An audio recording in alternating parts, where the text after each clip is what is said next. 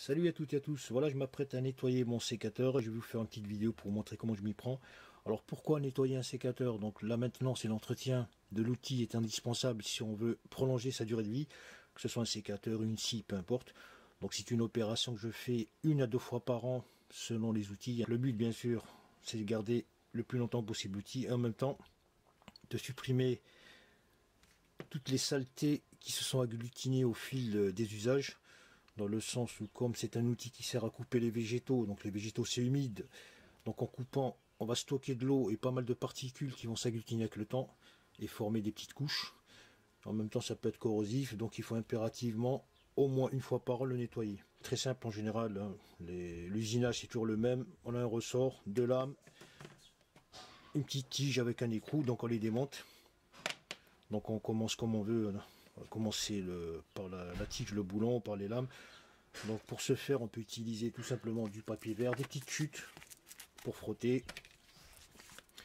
des lames diamantées très fines, ou un outil rotatif doté d'un tambour avec papier abrasif, tambour abrasif, vous voyez. Donc je vais commencer par les lames. Donc à la main, bon, je vais prendre une petite chute plus petite parce qu'avec le temps, ça se salit. Donc il faut impérativement les nettoyer en même temps, en profiter pour affûter un petit peu le tranchant.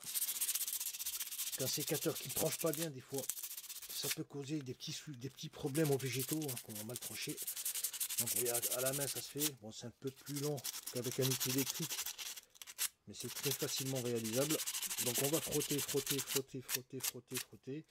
On peut utiliser une lime diamantée parce que les particules sont très fines. Donc ça nettoie très bien. Et mieux encore, on peut utiliser ça là et passer derrière avec un papier bien très fin de 120 ou plus. Voilà, en même temps là, j'affûte le tranchant. Mais l'avantage du papier vert, c'est qu'il est plus souple, donc on peut passer pratiquement partout. Ou avec un outil rotatif.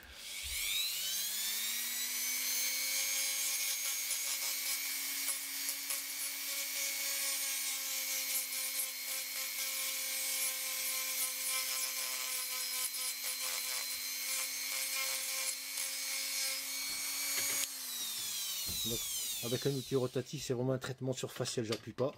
C'est juste pour supprimer la couche superficielle. Là, j'en profite pour mettre un petit coup sur le tranchant.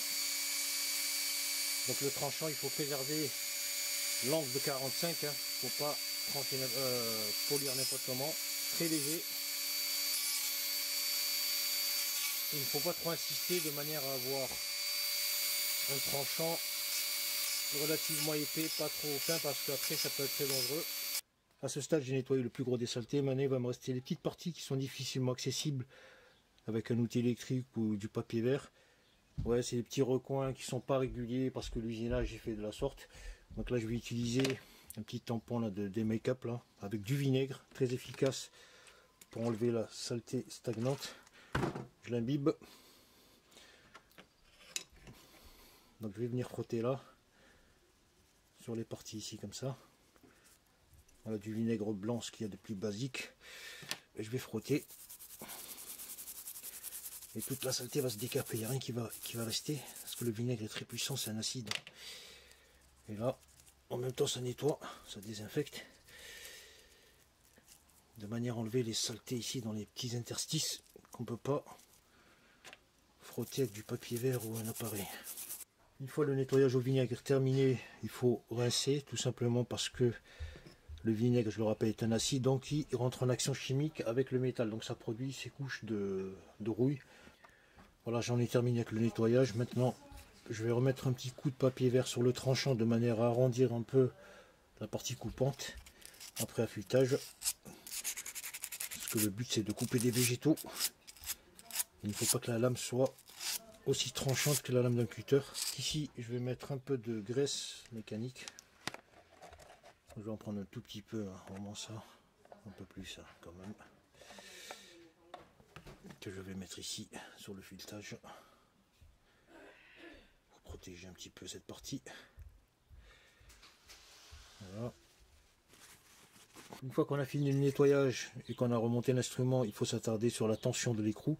Donc on va visser de manière à avoir une bonne ergonomie et un bon retour de lame. Donc il faut impérativement trouver le juste milieu, parce que si on serre trop, c'est serré, ça bloque. Et si on desserre trop, ça devient trop fluide et il y a risque de d'égarer donc l'écrou lorsqu'on travaille. Et c'est pas évident à retrouver, je peux vous assurer. Donc on va essayer, voilà. Ici, voilà, là c'est très fluide, il y a un bon retour et l'écrou est relativement bien serré. Voilà, c'est terminé, j'ai nettoyé mon sécateur, il est prêt à nouveau pour le service. Voilà, c'est tout propre, bien graissé. Et bien sûr, la lame affûtée à nouveau. Vous voyez, de manière à ce qu'elle coupe de manière sèche, franche et efficace. Voilà, je vous remercie d'avoir suivi cette vidéo et à très bientôt.